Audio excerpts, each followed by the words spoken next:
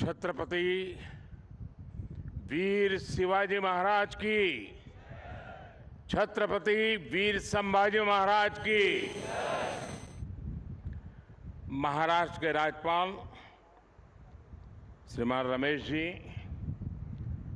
मुख्यमंत्री एकनाथ जी, केंद्रीय मंत्रिमंडल के मेरे सहयोगी राजनाथ सिंह जी, नारायण राणे जी, उप मुख्यमंत्री देवेंद्र फडणवीस जी, अजित पवार जी,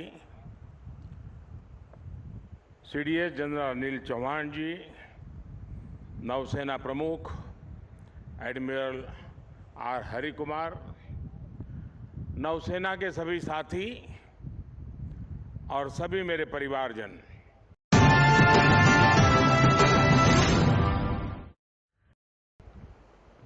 आज 4 दिसंबर का ये ऐतिहासिक दिन हमें आशीर्वाद देता है। सिंधु दुर्ग का ऐतिहासिक किला, मालवण तारकर्ली का ये खूबसूरत किनारा, चारों ओर फैला छत्रपति वीर शिवाजी महाराज का प्रताप, राजकोट फोर्ट पर उनकी विशाल प्रतिमा का अनावरण और आपकी ये हुंकार हर भारतवासी को जोश से भर रही है। आपके लिए ही कहा गया है,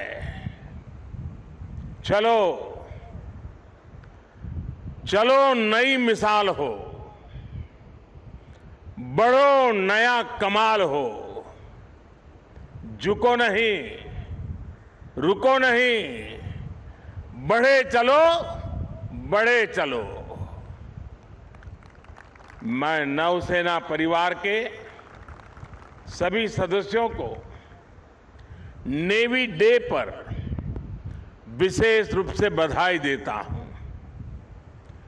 आज के दिन हम उन शूरवीरों को भी प्रणाम करते हैं जिन्होंने मातृभूमि के लिए अपना सर्वोच्च बलिदान दिया है। साथियों, आज सिंधु दुर्ग की इस वीर भूमि से देशवासियों को नौसेना दिवस की बधाई देना वाकई अपने आप में बहुत बड़े गौरव की घटना है। सिंधु दुर्ग के ऐतिहासिक किले को देखकर हर भारतीय गर्व से भर जाता है। छत्रपति वीर शिवाजी महाराज जानते थे कि किसी भी देश के लिए समुद्री सामर्थ्य कितना जरूरी होता है। उनका उद्घोष था, जलमेव यस्य बलमेव तस्य, यानी जो समुद्र पर नियंत्रण रखता है वह सर्वशक्तिमान है।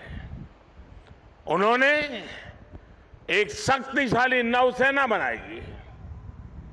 कान्होजी आंग्रे हो, मायाजी नाइक भाटकर हो, हीरोजी इंदालकर हो, ऐसे अनेक योद्धा आज भी हमारे लिए बहुत बड़ी प्रेरणा है।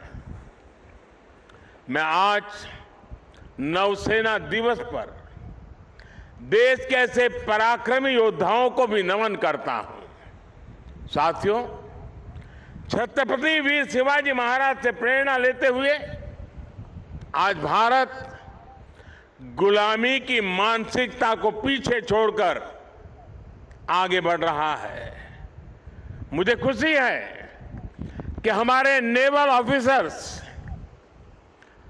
जो अपलेट्स पहनते हैं, अब उसमें छत्रपति वीर शिवाजी महाराज की विरासत की झलक भी देखने को मिलने वाली है।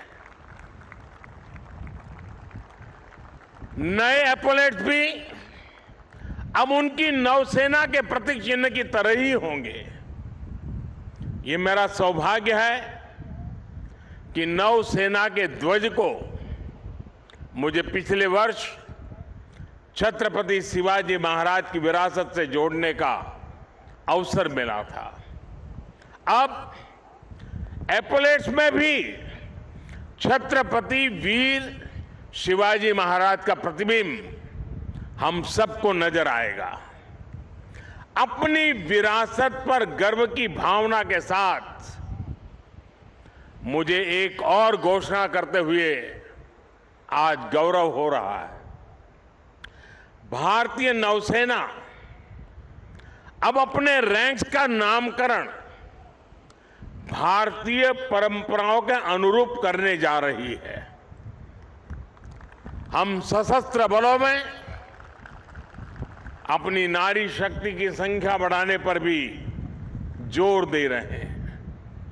मैं नौसेना को बधाई दूंगा कि आपने नेवल शिप में देश की पहली महिला कमांडिंग अफसर की तैनाती की है।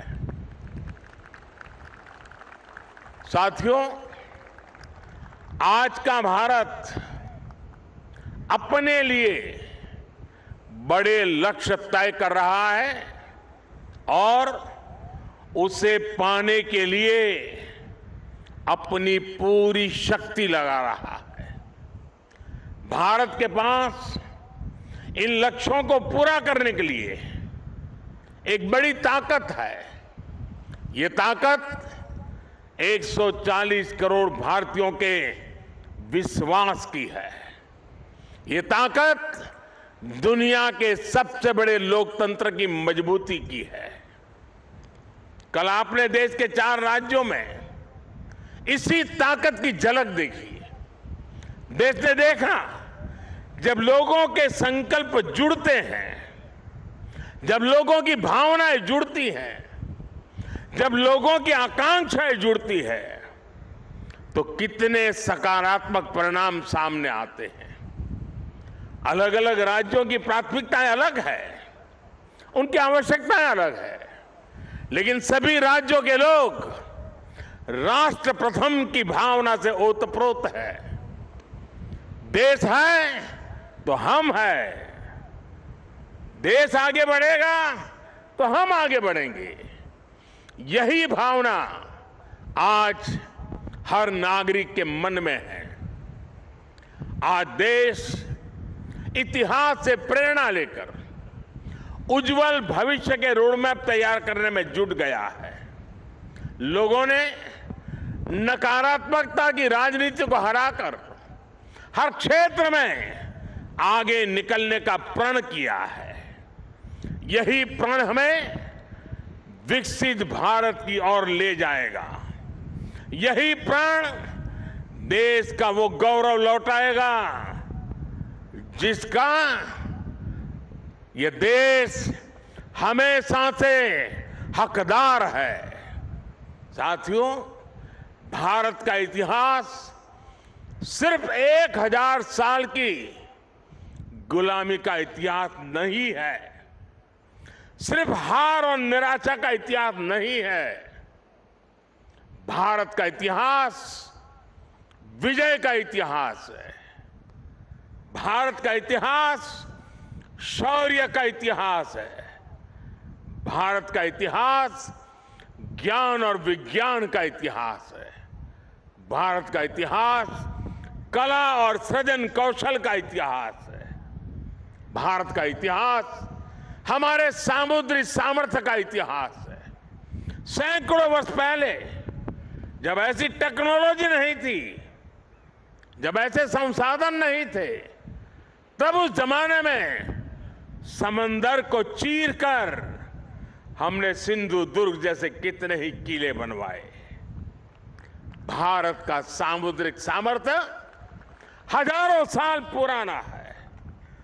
गुजरात के लोथल में मिला सिंधु घाटी सभ्यता का पोर्ट आज हमारी बहुत बड़ी विरासत है। एक समय में सूरत के बंदरगाह पर 80 से ज्यादा देशों के जहाज लंगर डालकर रहा करते थे। चोल साम्राज्य ने भारत के इसी सामर्थ्य के बलबूते दक्षिण पूर्व एशिया के कितने ही देशों तक अपना व्यापार फैलाया। और इसलिए जब विदेशी ताकतों ने भारत पर हमला किया तो सबसे पहले हमारी इस शक्ति को निशाना बनाया गया। जो भारत नाव और जहाज बनाने के मशहूर था, उसकी ये कला, ये कौशल, सब कुछ ठप कर दिया गया।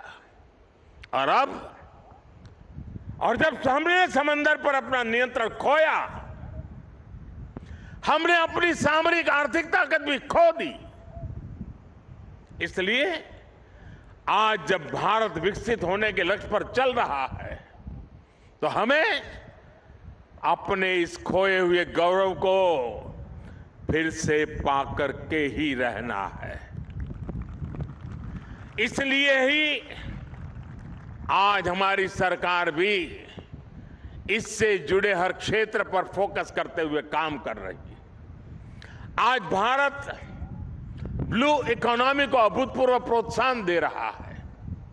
आज भारत सागर माला के तहत पोर्ट लेड डेवलपमेंट में जुटा है।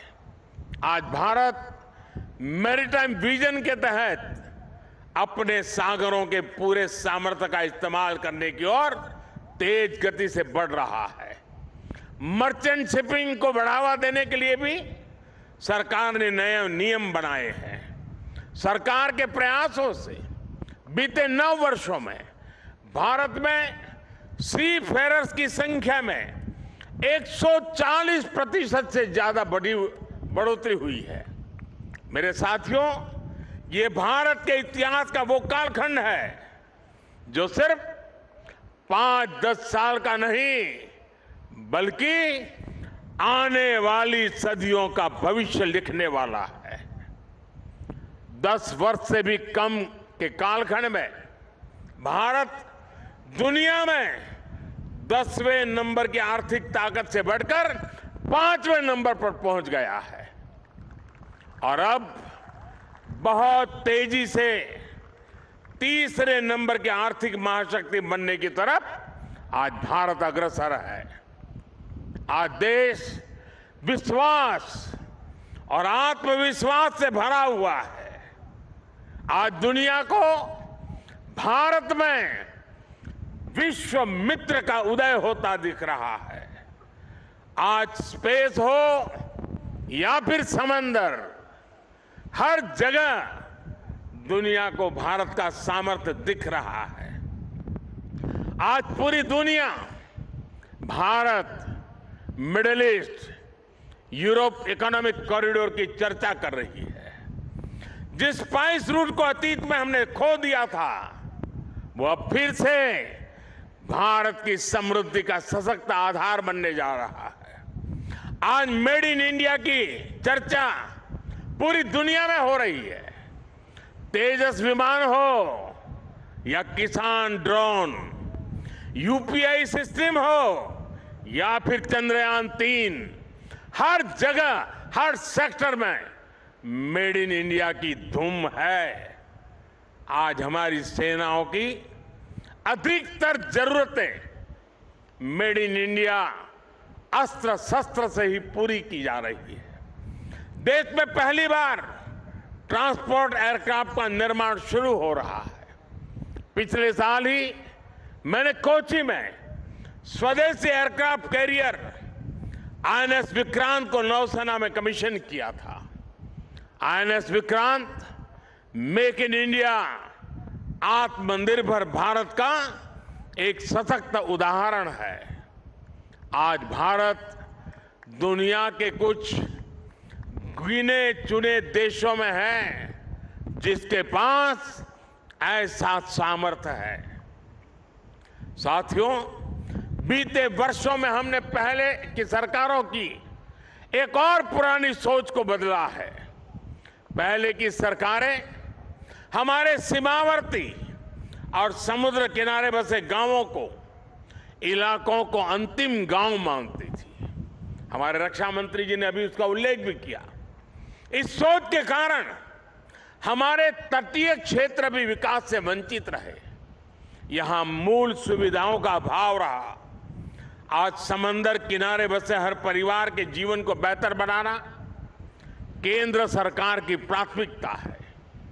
यह हमारी सरकार है जिसने 2019 में पहली बार फिशरीज सेक्टर के लिए अलग मंत्रालय बनाया। हमने फिशरीज सेक्टर में लगभग 40,000 करोड़ का निवेश किया है। इस वजह से 2014 के बाद से भारत में मछली उत्पादन 80% से ज्यादा बढ़ा है। भारत से मछली का एक्सपोर्ट भी 110% से ज्यादा बढ़ा है। अपने मछुआरों की मदद करने के लिए सरकार हर संभव कोशिश कर रही है। हमारी सरकार ने मछुआरों के लिए बीमा कवर 2 लाख से बढ़ाकर 5 लाख किया है। देश में पहली बार मछुआरों को किसान क्रेडिट कार्ड का भी लाभ मिला है। सरकार फिशरीज सेक्टर में वैल्यू चेन डेवलपमेंट पर भी काफी जोर दे रही है। आज सागरमाला योजना से पूरे समुद्र किनारे में आधुनिक कनेक्टिविटी पर बल दिया जा रहा है। इस पर लाखों करोड़ रुपए खर्च किए जा रहे हैं ताकि समुद्री किनारों में नए उद्योग लगे, नए बिजनेस आए। मछली हो, दूसरा सी फूड हो, इसकी पूरी दुनिया में बहुत अधिक डिमांड है। इसलिए हम सी फूड प्रोसेसिंग से जुड़ी इंडस्ट्री पर बल दे रहे हैं ताकि मछुआरों की आय बढ़ाई जाए। मछुआरे गहरे समंदर में मछली पकड़ सके, इसके लिए वो नावों के आधुनिकीकरण के लिए भी उनको मदद दी जा रही है। साथियों, कोंकण का ये क्षेत्र तो अद्भुत संभावनाओं का क्षेत्र है। हमारी सरकार इस क्षेत्र के विकास के लिए पूरी प्रतिबद्धता के साथ काम कर रही है। सिंधुदुर्ग, रत्नागिरी, अलीबाग, परभणी और धाराशिव में मेडिकल कॉलेज खुले हैं। चिपी हवाई अड्डा शुरू हो चुका है। दिल्ली मुंबई इंडस्ट्रियल कॉरिडोर माड़गांव तक जुड़ने वाला है। यहां के काजू किसानों के लिए भी विशेष योजनाएं बनाई जा रही है। समुद्री तट पर बसे रिहायशों के क्षेत्रों को बचाना हमारी प्राथमिकता है। इसके लिए मैंग्रोव का दायरा बढ़ाने पर बल दिया जा रहा है। केंद्र सरकार ने इसके लिए विशेष मिस्ट्री योजना बनाई है। इसमें मालवन, अचरा, रत्नागिरी, देवगढ़, विजयदुर्ग सहित महाराष्ट्र की अनेक साइट्स को मैंग्रोव मैनेजमेंट के लिए चुना गया है। साथियों, विरासत भी और विकास भी, यही विकसित भारत का हमारा रास्ता है। इसलिए आज यहां इस क्षेत्र में भी अपनी गौरवशाली विरासत के संरक्षण का प्रयास हो रहा है। छत्रपति वीर शिवाजी महाराज के कालखंड में जो दुर्ग, जो किले बने हैं, उनको संरक्षित रखने के लिए केंद्र और राज्य सरकार संकल्पित है। कोंकण सहित पूरे महाराष्ट्र में इन धरोहरों के संरक्षण पर सैकड़ों करोड़ रुपए खर्च किए जा रहे हैं। हमारा प्रयास है कि पूरे देश से लोग अपनी इस गौरवशाली विरासत को देखने आए। इससे इस क्षेत्र में टूरिज्म भी बढ़ेगा, रोजगार, स्वरोजगार के नए अवसर भी बनेंगे। साथियों, यहां से हमें अब विकसित भारत की यात्रा और तेज करनी है। ऐसा विकसित भारत जिसमें हमारा देश सुरक्षित, समृद्ध और शक्तिशाली हो सके। और साथियों, आमतौर पर army day, air force day, navy day ये दिल्ली में मनाए जाते रहे हैं और दिल्ली में जो आसपास के लोग हैं वो उसका हिस्सा बनते थे और ज़्यादातर इसके जो चीफ होते थे उनके घर के लोन में ही ये कार्यक्रम होते थे। मैंने उस परंपरा को बदला है और मेरी कोशिश है कि चाहे आर्मी डे हो, नेवी डे हो या एयरफोर्स डे हो, देश के अलग अलग हिस्सों में हो, और उसी योजना के तहत इस बार का नेवी डे इस पवित्र भूमि पर हो रहा है जहां पर नेवी का जन्म हुआ था। और मुझे थोड़े समय पहले बता रहे थे कुछ लोग कि बोले पिछले सप्ताह से हजारों की तादाद में लोग आ रहे हैं इस हलचल के कारण। मुझे पक्का विश्वास है कि अब देश के लोगों का इस भूमि के प्रति आकर्षण बढ़ेगा। सिंधु दुर्ग के प्रति एक तीर्थ का भाव पैदा होगा। छत्रपति शिवाजी महाराज ने युद्ध के क्षेत्र में कितना बड़ा योगदान दिया था। जिस नेवी के लिए हम गर्व करते हैं उसकी मूल धारा छत्रपति शिवाजी महाराज से शुरू होती है। इसका गर्व आज देशवासी करेंगे। और इसलिए मैं नेवी के मेरे साथियों को, हमारे रक्षा मंत्री जी को मैं हृदय से बधाई देता हूं कि उन्होंने इस कार्यक्रम के लिए इस प्रकार के स्थान को चुना है। मैं जानता हूं ये सारी व्यवस्थाएं करना कठिन है, लेकिन इस क्षेत्र को भी लाभ होता है। बहुत बड़ी तादाद में जन सामान्य भी इससे जुड़ता है और विदेश के भी बहुत मेहमान यहां आज मौजूद हैं। उनके लिए भी बहुत सी बातें नई होगी कि नेवी का कंसेप्ट छत्रपति शिवाजी महाराज ने इतनी शताब्दियों पहले शुरू किया था। मैं पक्का मानता हूं जैसे आज G20 में दुनिया का ध्यान इस बात पर गया कि भारत सिर्फ विश्व की सबसे बड़ी डेमोक्रेसी है, इतना ही नहीं, भारत मदर ऑफ डेमोक्रेसी है। उसी प्रकार से भारत है जिसने नेवी की इस कंसेप्ट को जन्म दिया, सामर्थ्य दिया और आज विश्व ने उसको स्वीकार किया है। और इसलिए आज का ये अवसर विश्व पटल पर भी एक नई सोच के लिए निर्माण का कारण बनने वाला है। मैं फिर एक बार आज नेवी डे पे देश के सभी जवानों को, उनके परिवारजनों को और देशवासियों को बहुत बहुत शुभकामनाएं देता हूं, बहुत बहुत बधाई देता हूं। मेरे साथ पूरी शक्ति से एक बार बोलिए, भारत माता की, भारत माता की, भारत माता की। बहुत बहुत धन्यवाद।